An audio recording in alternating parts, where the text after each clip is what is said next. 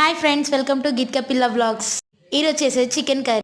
First pan పెట్టుకోవాలి, oil heat ఎక్కాక onions పచ్చిమిర్చి వేసుకోవాలి.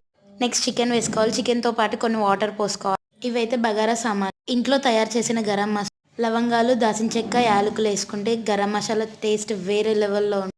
ఈరోజు బగారా కూడా చేసాము, చాలా సూపర్ ఉంది.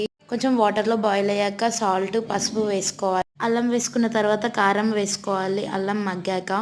నెక్స్ట్ చింతపులుసు పోసుకోవాలి గ్రేవీ కోసం. ఒక 2-3 మినిట్స్ ఆగాక ధనియాల పొడి వేసుకోవాలి. ధనియాల పొడి వేసుకున్న తర్వాత గరం మసాలా వేసుకోవాలి. ఒక 5 మినిట్స్ ఆగిన తర్వాత కొత్తిమీర వేసుకొని కొంచెం స్టవ్ ఆఫ్ చేసుకో. బగారా రైస్ వేసుకొని కర్రీ వేసుకొని లెమన్ పిండుకొని తింటే టేస్ట్ వేరే లెవెల్లో ఉంది. ఇంకా ఎలా చేయాలో కామెంట్ చేయండి. Please like, share, subscribe, watch full video. ఎలా ఉందో చెప్పండి. Please like, share, friends.